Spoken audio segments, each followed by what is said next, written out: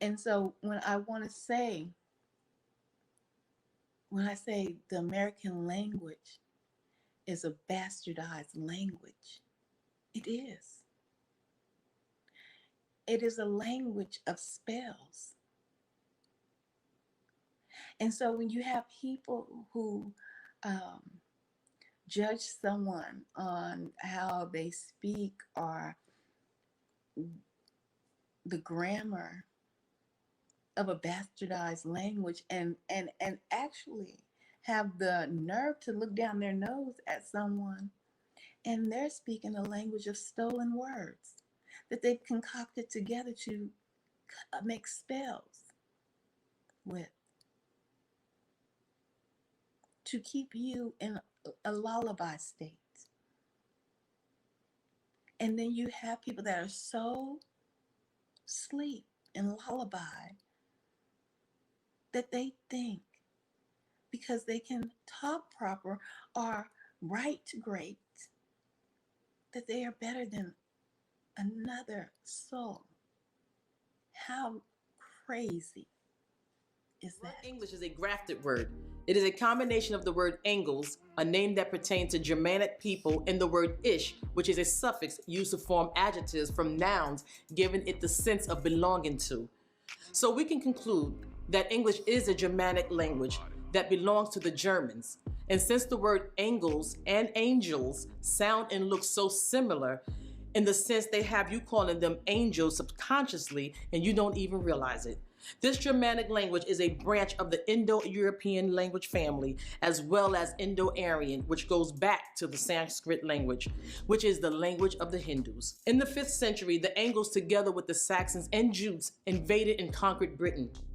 This new land they made for themselves was called Anglo-Saxons, and for short, Anglo-land, which is now pronounced England.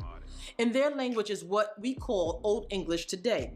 Soon, French, Latin, Slavic, Italian, Arabic, Greek, Hebrew, Portuguese, and many other languages were added to it to further confuse us. The year 1066 AD marked the end of Old English and the beginning of Middle English.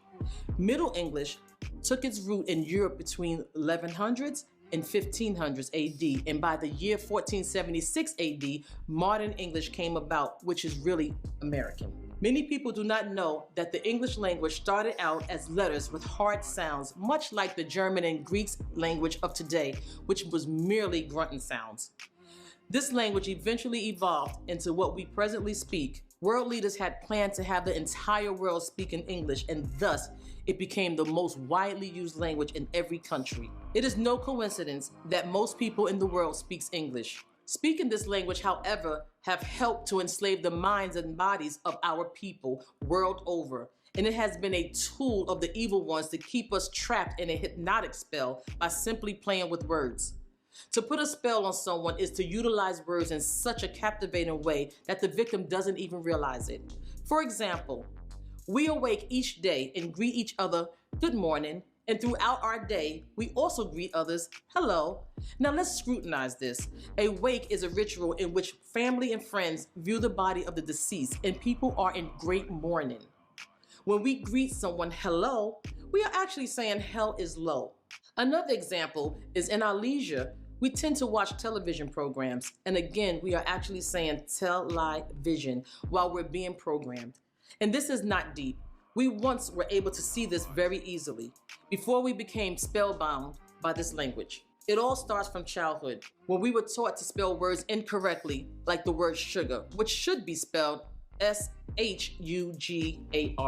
Look at the alphabets. All the letters in the alphabet are not English letters. And it's simple to know. A rule of thumb is if you cannot spell a letter beginning with the letter that they tell you it is, then it is not an original letter. Take the letter C, for instance. To spell C, you have to use the letter S. To spell F, you have to use the letter E. To spell the letter H, you have to use the letter A. This language has been put together with symbols and codes to trick you and teach you to not know and to ultimately keep you trapped mentally. And because of this reality, the most literate people in the language are in fact the most ignorant. This ignorance comes from the dictionary, which should rightfully be called a definitionary, for diction is how to say a word, not define it. And even the word definition is a trick. Just look at it. Definition, to make you deaf to the true meaning of words. As you can see, the English language is a spell, and in order to keep yourself and your children from being victims of it, become a child again and relearn your language of tone. Miss Batia. I am Hotep Ba Atun, and this is Back to the Basics.